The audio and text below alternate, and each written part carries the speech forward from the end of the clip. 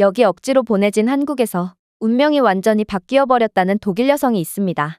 그리고 그렇게 가족도 못 알아볼 정도로 변한 그녀는 결국 자신의 가족들의 운명까지 뒤바꿔 놓았다고 하는데요. 그렇다면 그녀에게는 대체 무슨 일이 있었던 것일까요? 안녕하세요. 저는 독일 출신의 발터라고 합니다. 저는 독일에서 주방용품 사업을 하고 있고 사업이 운 좋게 성공하게 되면서 더할 나위 없는 삶을 살 수 있게 되었는데요. 아무래도 제가 사업을 시작했을 때만 해도 독일에서 주방용품은 어디서 구매해야 할지 몹시 애매했던 상황이었고 독일 사람들은 주방용품을 마트에서 구매해야 할지 공구상에서 구매해야 할지 몰라 혼란스러워하곤 했습니다. 저는 그 빈틈을 노림으로써 대박을 칠 수 있었던 거죠. 하지만 저는 사업은 성공했으나 가정에 있어서도 성공을 했던 건 아니었습니다. 아내와는 이혼을 했고 이제 성인이 된 딸인 메리엠은 정말 한심스러울 정도로 무가치한 삶을 살고 있거든요. 저는 외동딸인 메리엠을 마치 공주처럼 키웠고 손에 물 한 방울 묻히지 않게 하며 용돈도 원하는 대로 퍼주곤 했는데요. 그런데 그렇게 성인이 된 메리엠은 혼자 힘으로는 아무것도 못했고 매일같이 밖으로 쏘다니며 불량한 친구들과 어울리기만 하더군요. 저는 그녀에게 제발 정신 좀 차리라며 빌어도 보고 혼내도 받지만 그럴수록 메리엠은 더욱 엇나가기만 했습니다. 그녀는 걸핏하면 가출을 하며 반항했고 그녀가 집으로 돌아오게 하는 방법은 또 엄청난 용돈을 보내주며 달래는 방법밖에는 없었거든요. 어쩔 때 보면 메리엠은 아빠인 저를 그저 ATM기쯤으로 여기는 것 같다는 생각도 들었죠. 아무래도 제가 엇나간 메리엠을 설득하기에는 너무 늦어버린 모양이었고 저는 아빠로서 완전히 실격이라는 사실에 엄청난 좌절감에 시달려야 했습니다. 그때 갑자기 한국인 동진 아저씨가 생각나더군요. 동진 아저씨와의 인연은 저희 아버지 댁로 거슬러 올라가야 합니다. 당시에 아버지는 석탄회사에서 일하셨고 그때는 한국에서 파견 온 노동자들이 독일인 대신 일을 해줬거든요. 그리고 아버지는 독일로 파견 온 한국인에 대해 매우 특별한 감정을 가지곤 하셨죠. 사실 독일로 파견 온 노동자들은 한국인만 있었던 것 아니었습니다. 당시에도 독일은 매우 부유한 나라였고 세계 각국에서 온 노동자들이 아버지가 맡은 광산으로 몰려들었거든요. 그러나 이들은 농땡이를 피운다거나 석탄을 몰래 암시장으로 빼돌리다 걸린다거나 하며 몹시 불성실한 모습을 보여줬고 아버지는 역시나 후진국에서 온 노동자들은 믿을 수가 없다며 연신 불평을 하시곤 했어요. 하지만 한국인들이 파견 온 이후에 아버지의 태도는 180도 달라지셨죠. 아버지는 한국인들처럼 근면성실하고 독종인 사람들은 처음 봤다며 어차피 열심히 일하나 농땡이를 피우나 똑같은 임금을 받음에도 한국인들만은 마치 오늘까지만 살 것처럼 치열하게 일했다며 극찬을 하셨거든요. 심지어 한국인 노동자들은 한국에서 기다릴 가족들을 위해 돈을 송금해줘야 한다면서 받은 임금을 허투루 쓰지도 않았고 몸이 아파도 투혼을 발휘해 끝까지 만근을 하는 등 인간을 초월한 모습까지 보여줬다고 하더라고요. 그리고 아버지는 이런 한국인들이 마음에 들어서 한국인들에게 추가 수당이나 음식 등 여러 가지를 챙겨줬다고 하는데요. 아버지가 이때 만난 게 바로 동진 아저씨입니다. 동진 아저씨는 가난 때문에 중학교도 졸업하지 못했다고 했는데요. 하지만 배움에 대한 열정만은 몹시 높아서 독일로 파견 온 와중에도 계속해서 독일어를 배우려고 노력했다고 했죠. 아버지는 그러한 한국인 동진 아저씨의 열정에 감동을 받고 이런저런 도움을 줬다고 했는데요.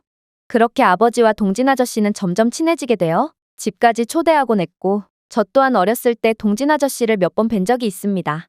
그리고 동진 아저씨는 저를 볼 때마다 자신의 가족 사진을 보여주며 한국에 있는 자신의 가족에 대한 사랑을 숨기지 않았죠. 현재 동진 아저씨는 한국으로 돌아간 상태지만 아직도 아버지와의 우정을 유지하며 연락을 주고받고 있고 저는 한국인의 가족에 대한 진심 어린 사랑이라면 완전히 구제불능인 제 딸도 구원받을 수 있을 거라고 생각했습니다.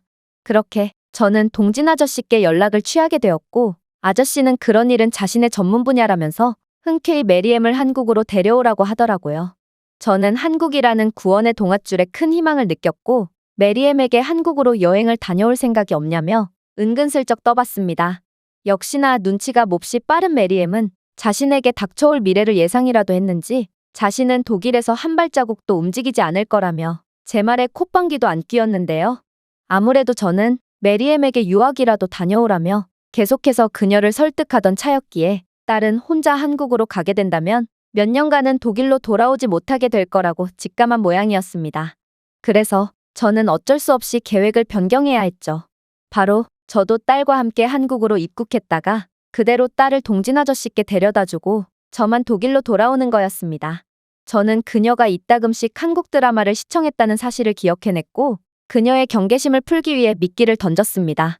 메리엠, 아빠는 내가 한국을 무척이나 좋아하고 있다는 사실을 이미 알고 있단다. 도대체 뭐가 걱정이 돼서 한국에 가는 것을 두려워하는 거니? 아빠도 너와 함께 한국에 갈 거고 오랜만에 가족 여행이나 가자꾸나. 메리엠은 제가 동행한다는 말을 듣고서야 경계를 풀었고 그렇게 딸을 한국으로 데려오는 반쪽짜리 성공을 거둘 수 있었습니다. 그런데 저는 한국에 도착하자마자 정말 깜짝 놀라고 말았습니다. 왜냐하면 제가 어렸을 때 보고 들었던 한국에 대한 이미지는 극도로 못 사는 후진국쯤이었는데 직접 와본 인천공항은 세계에서 가장 멋지고 선진적인 공항이라고 봐도 과언이 아니었거든요. 심지어 한국인들은 무척이나 부유한 사람들인지 그들이 입은 옷들은 전부 세련됐고 공항 주차장에는 각종 비싼 외제차들이 즐비해 있더라고요. 특히나 독일인들조차 비싸서 못 타고 있는 독일산 고급 차량들은 한국 공항의 주차장에서 어렵지 않게 찾아볼 수 있었고 저는 아무래도 지금의 한국은 독일보다도 경제적으로 부유해진 것 같다는 합리적인 추론을 할 수 있었습니다. 그리고 저는 동진 아저씨를 비롯한 한국인 광부들이 무엇을 위해 그렇게나 열심히 일했는지 이제야 알 것 같았죠. 한국의 중장년층들은 한국이 이러한 기적과도 같은 발전을 이룩할 수 있도록 산업의 역군으로서 열심히 일했고 결국 열악한 국내 상황 때문에 선진국으로 외화벌이를 왔던 한국은 그러한 외화를 지급했던 국가조차 뛰어넘어버리는 쾌거를 달성한 모양이었습니다. 제가 한국의 성과에 두 눈이 휘둥그레져 있자 딸은 그런 저를 노인네 취급하더군요. 아빠, 타임머신을 타고 왔어요? 한국은 원래 이 정도로 선진국이고 한국이 부유한 국가임을 모르는 사람들은 없어요. 제발 쪽팔리니까 그만 좀 감탄하세요. 사람들이 우리를 쳐다보는 것 같단 말이에요. 그랬습니다. 한국인들은 전 세계에서 유일하게 자신들의 운명을 스스로 바꾼 사람들이었고 결국 한국의 이러한 빠른 성장 덕분에 제 다음 세대는 한국의 가난했던 시절을 전혀 모르게 되어버린 것이죠. 저는 한국의 저력에 감탄하면서도 어린 시절에 봤던 한국인들의 근면성실한 모습을 보면 이들이 이러한 기적을 만든 것은 어쩌면 당연한 수순일지 모른다는 생각도 들었습니다. 그렇게 저는 이런저런 생각을 하며 버스를 탑승하기 위해 이동했습니다. 그런데 저는 공항버스 정류장에 도착하자마자 경악을 금치 못할 장면을 목격하게 되었습니다. 바로 버스 정류장 앞에 사람 대신 웬 캐리어가 줄을 서 있었기 때문인데요. 저는 이게 대체 무슨 상황인지 얼마간의 시간이 지나도록 이해하지 못했는데 얼마 후 버스가 들어오자 그제야 근처에서 볼일을 보던 한국인들이 자신의 캐리어로 접근하기 시작하더라고요. 저는 한국인들의 행동을 보고 널브러져 있던 캐리어가 바로 줄이었음을 인지하게 됩니다. 도대체 한국에서는 어떻게 이런 말도 안 되는 모습이 당연하게 여겨진다는 말인가요? 독일 공항에서는 오히려 수화물 검사 요원이 승객들의 캐리어 속의 귀중품들을 털어가고 있고 공항에서의 들뜬 마음에 방심을 하는 사람들을 노린 전문 캐리어 터리범들까지 득실거리고 있을 정도로 캐리어 절도 범죄가 너무나도 흔하게 발생하고 있는데요. 그러나 한국인들은 제발 캐리어를 훔쳐가달라고 애원하는 듯한 행동을 하고 있음에도 아무도 남의 물건을 훔쳐가지 않는 말도 안 되는 시민의식 수준을 보여주고 있던 것입니다. 저뿐만 아니라 이 모습을 보던 모든 외국인들은 그 즉시 자신들의 휴대폰을 꺼내며 한국인들의 모습을 영상으로 촬영했고 몇몇 여학생 무리들은 호들갑을 떨며 SNS에 한국인들의 놀라운 모습을 영상으로 업로드까지 하더라고요. 저는 이런 한국이라면 손도 쓸 수 없는 망나니가 되어버린 딸에게도 기적을 보여줄 수 있을 거라 생각했고 마음을 편히 가질 수 있었습니다. 그리고 그렇게 동진 아저씨의 집에 도착한 저는 몇십 년 만에 보는 아저씨와 포옹을 나눈 뒤 잠시 바람을 쐰다는 핑계를 대며 다시 공항으로 도망 나왔죠. 저는 딸의 통장을 진작에 정지시켰으며 도망 나오는 김에 딸의 지갑 속 현금까지 전부 빼왔기에 그녀가 한국에서 할 수 있는 것이라곤 동진 아저씨의 집에서 얌전히 말을 듣는 것 외엔 아무것도 없었는데요. 저는 이러한 한편의 첩보 영화 같은 상황에 약간의 스릴을 느끼기도 했지만 낯선 타지에서 홀로 남아 예절 교육을 받을 딸의 모습에 안타까움에 눈물을 흘리기도 했습니다. 하지만 이건 메리엠을 위해서라도 최선의 결정이라고 생각했고 그렇게 애써 일상으로 복귀했죠. 그러나 아무리 문제만 일으키는 사고뭉치 딸이었지만 메리엠이 없는 집안은 너무나도 쓸쓸하더군요. 그리고 엎친 데 덮친 격으로 제 사업은 급속도로 악화되기 시작했어요. 사실 제 사업은 아이디어가 좋은 거였지. 뭔가 대단한 기술이 필요하지도 사업을 하기 위한 문턱이 높은 것도 아니었습니다. 하지만 저는 그동안 매우 안일했고 점점 숨통을 조여오는 후발주자들에 의해 파일을 내줘야 했습니다. 저는 새로운 돌파구를 찾으려고 해보기도 했지만 역시나 쉽지 않았고 특히나 한국에 홀로 남은 메리엠이 걱정돼서 도통 사업에 집중할 수도 없었습니다. 하루에도 몇 번씩이나 한국에서 꺼내달라며 문자 폭탄을 보냈던 메리엠이었지만 어찌된 일인지 요즘은 제게 문자를 한 통도 보내지 않고 있었거든요. 그러다 저는 충격적인 소식을 듣게 되었습니다.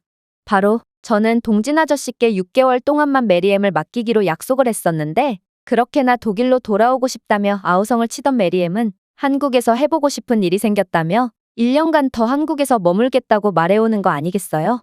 저는 그녀가 실성을 해버렸나 싶어 더욱 걱정이 됐지만 메리엠은 무슨 바쁜 일이라도 있는지 이젠 역으로 제 연락을 전부 무시하더라고요. 그리고 그녀는 약속했던 1년은커녕 2년이 지나서야 다시 연락을 해왔습니다. 아빠 잘 지내셨어요? 저 이제 독일로 가려고요. 저는 생각지도 못했던 그녀의 소식에 뛸 듯이 기뻤지만 한편으로는 엄청난 압박감을 느끼기도 했어요. 왜냐하면 메리엠이 한국에 가 있는 동안 제 사업은 그야말로 곤두박질 쳤고 저는 더 이상 돈 많은 사업가가 아니게 되었거든요. 사업이 커졌다는 것은 그만큼 엄청난 인건비와 임대료를 감당해야 한다는 뜻이었고 급격한 매출 하락은 제게 더욱 직격탄이 되어 돌아왔죠. 저는 이제 메리엠에게 엄청난 용돈을 줄 수도 없었고 대궐 같은 집에서 그녀를 맞이할 수도 없었습니다. 아무래도 한국에 가기 전에 메리엠은 저를 걸어다니는 ATM기 그 자체로 생각하곤 했기에 딸은 돈이 없는 저를 아빠 취급도 안 해줄 게 분명했어요. 하지만 그렇게 독일 공항으로 마중 나간 그녀는 예상치도 못한 반응을 보이더라고요. 메리엠은 원래 고급차가 아니면 쪽팔리다고 탑승조차 안 하는 녀석이었는데 그녀는 저가형 차량으로 바뀐 제 차를 보자마자 차량 색깔이 멋지다며 저를 꼭 안아주었거든요. 저는 앞에 있는 여성이 정녕 제 딸이 맞는 건가 싶어 어안이 벙벙해졌습니다. 요즘 들어 세계 최고의 기술 강국의 지위는 독일에서 한국으로 넘어갔다던데 이런 한국에서 온 메리엠은 알고 보니 복제인간인 건 아닌가 하는 생각마저 들었죠. 메리엠의 기행은 여기서 끝이 아니었어요. 그녀는 집에 오자마자 집이 왜 이렇게 더럽냐며 집을 깔끔하게 청소하기 시작했고 한국에서는 최소 3일에 한 번은 세탁기를 돌린다며 제가 2주일 동안 모아둔 세탁물들을 보고 기겁을 하며 세탁기를 돌리더라고요. 그리고 계란 후라이 하나 하지 못했던 메리엠은 제게 한식을 만들어주겠다며 직접 주방에 들어가기까지 했는데요. 저는 도대체 메리엠이 한국에서 무슨 일을 겪었던 건가 싶어 얼이 빠질 뿐이었습니다.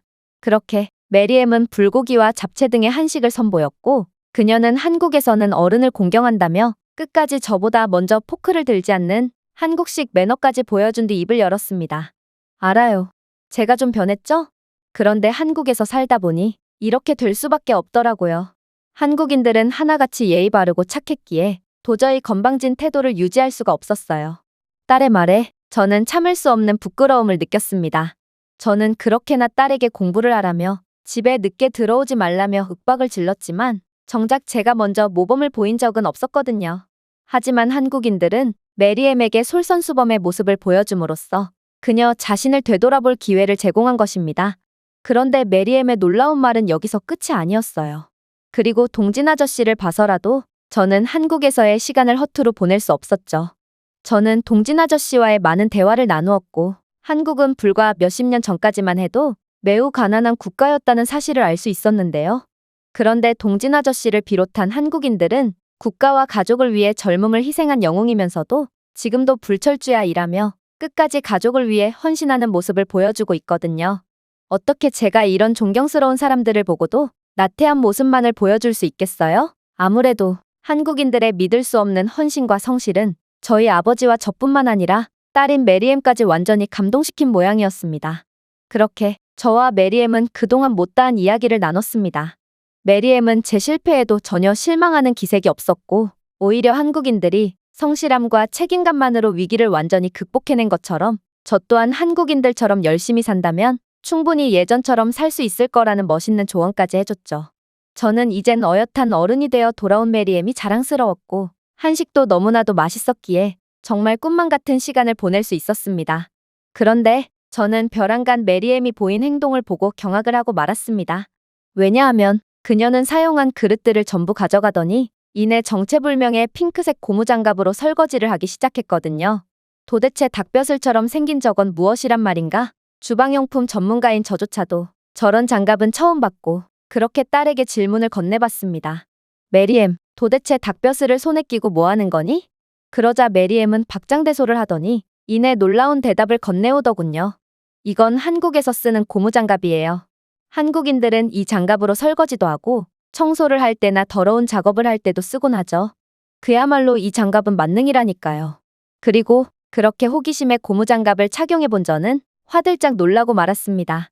사실 독일에도 이러한 비슷한 장갑이 존재하긴 하는데요.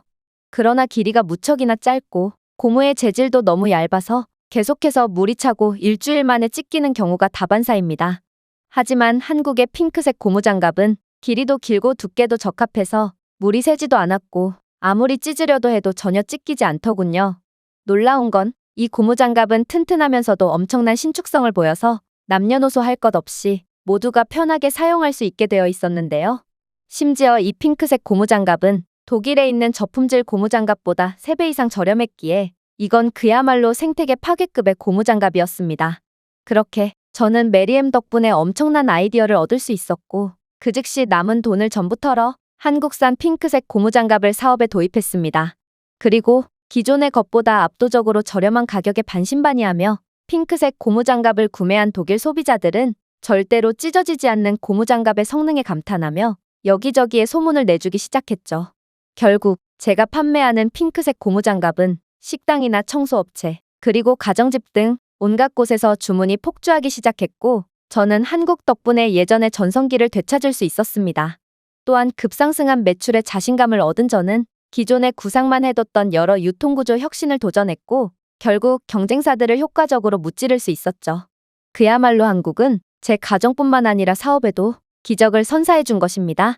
현재 메리엠은 한국에서 집안일 출장일로 돈을 벌었던 자신의 경험을 살려 독일에도 한국과 같은 집안일 출장 시스템을 도입하려고 준비 중에 있는데요. 한국의 서비스 인프라는 정말 없는 게 없는 수준이었고 이러한 천재적인 시스템은 독일인들이 전혀 생각지도 못하고 있기 때문에 저는 메리엠이 준비하는 사업이 분명 잘 될 거라 믿어 의심치 않습니다. 그야말로 한국은 저희 가족의 3대에게 새로운 삶을 선물해줬고 저는 이 나라에 엄청난 존경심을 느끼고 있답니다. 제가 준비해온 내용은 여기까지입니다. 끝까지 시청해주셔서 진심으로 감사드리며 여러분들의 구독과 좋아요, 알림 설정은 영상 제작에 큰 힘이 됩니다. 이상 세모튜브였습니다.